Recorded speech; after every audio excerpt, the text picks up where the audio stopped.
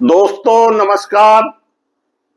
मैं मुकेश उदैनिया आप सभी का सीधे बोल में स्वागत करता हूं और आपसे चैनल को सब्सक्राइब करने की अपील करता हूं। दोस्तों, आवारा कुत्तों के लिए सुप्रीम कोर्ट ने बड़ा फैसला दिया और वैक्सीन के बाद इन आवारा कुत्तों को मूल इलाकों में छोड़ा जाएगा। सुप्रीम कोर्ट ने दिल्ली एनसीआर में आवारा कुत्तों को लेकर अपने पिछले आदेश में संशोधन करते हुए एक नया अंतरिम फैसला सुनाया है। आदेश अटपटा लगता है लेकिन आदेश है सही, क्योंकि आदेश सुप्रीम कोर्ट का है। इस पर मुझे किसी तरह की कोई टीका टिप्पणी करने का अधिकार नहीं। फैसले की अब पूरे देश में लागू किया जाएगा, यानी पूरे देश के अंदर इस फैसले को लागू किया जाएगा, जिससे जो आवारा कुत्ते सड़कों पर मंदिरों के आसपास दिखाई देते हैं उन पर काबू किया जा सके। सुप्रीम कोर्ट ने अपने पिछले आदेश में बदलाव करते हुए कहा कि वैक्सीनेशन के बाद कुत्तों को मूल इलाकों में छोड़ा जाएगा, लेकिन रेबीज पीड़ित या आक्रामक कुत्तों को छोड़ने की अनुमति नहीं होगी।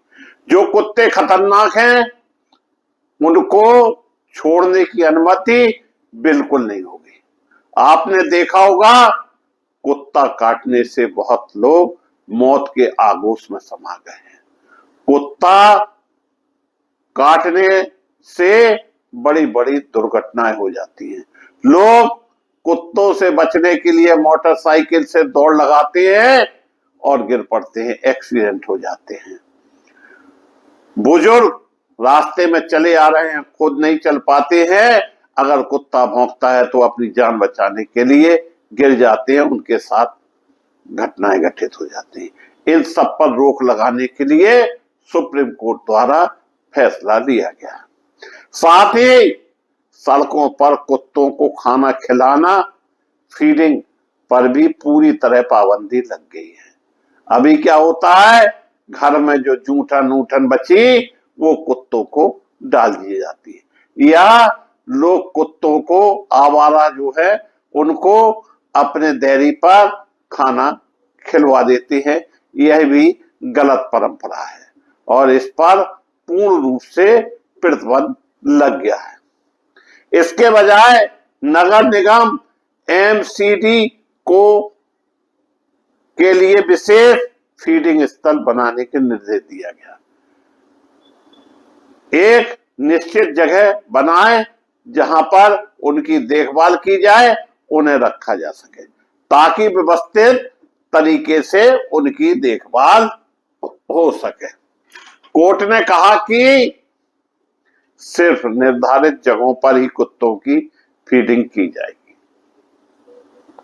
इसके अलावा कोर्ट ने यह भी स्पष्ट किया है कि अगर कोई इन नियमों की अवहेलना करता हुआ पाया गया तो निश्चित तौर पर उसके खिलाफ कड़ी कार्रवाई की जाएगी।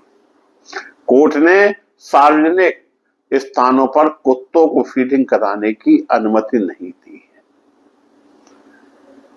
3 जजों की bench justice Vikram Nath, justice Sandeep Mehta और जस्टिस NV अजरिया ने यह निर्णय लिया है। इसके साथ ही देश भर की सभी अदालतों में लंबित संबंधित मामलों को सुप्रीम कोर्ट में ट्रांसफर करने का आदेश दिया है। इससे पहले कोर्ट का आदेश केवल दिल्ली NCR तक सीमित था, लेकिन अब पूरे भारत में लागू करने का निर्णय लिया गया है। अदालत ने कहा कि स्थानीय अधिकारियों की निष्क्रियता के कारण यह समस्या बढ़ी है, इसलिए सख्त कदम उठाने की जरूरत है। देश भर की अदालतों में लंबित मामलों को सुप्रीम कोर्ट में स्थानांतरित करने से एक रूपता सुनिश्चित होगी और नीति भी प्रभावी ढंग से लागू कर सकेगा। यह भी हम आपको बताते चलें, 11 अगस्त को सुप्रीम कोर्ट ने दिल्ली एनसीआर में आवारा कुत्तों के बढ़ते आतंक को लेकर फिक्र जाहिर करते हुए एमसीडी और new Delhi municipal council NDMSC को तुरंत कार्रवाई करते हुए सभी आवारा कुत्तों को पकड़ने और हटाने के निर्देश दिया था। अपने फैसले में कहा, बच्चों और महिलाओं बुजुर्गों की सुरक्षा सुनिश्चित करने के लिए यह निर्णय लिया गया है। दोस्तों, आप किसी भी शहर में चले जाएं, आवारा कुत्तों की बाढ़ सी आई हुई है। खास तौर से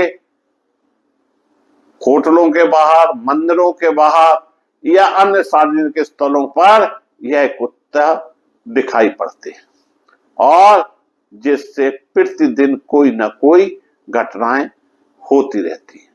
देखना यह है, यह सुप्रीम कोर्ट का आदेश जो पूरे हिंदुस्तान में हुआ है उसका क्रियान्वयन कितना होता है और कितने आवारा कुत्तों पर कार्रवाई की जाती है। क्या यह आदेश लागू होगा? और अगर लागू हो गया तो अधिकारी मानेंगे? यह सब कुछ समय में दिखने लगेगा।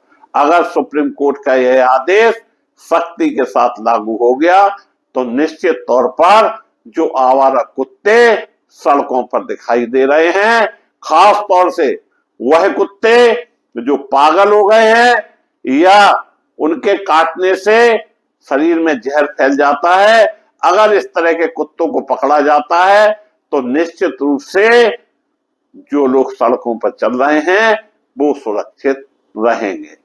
इसके अलावा सुप्रीम कोर्ट ने कहा है कि आवारा कुत्तों को सड़क पर कतई न खिलाएं और अगर इसकी अवहेलना करेंगे तो निश्चित रूप से उन्हें भी दंड का भागीदार होना होगा। मैं मुकेश उदैनिया पुनः आप सभी को धन्यवाद देता हुआ अपनी बात समाप्त करता हूं।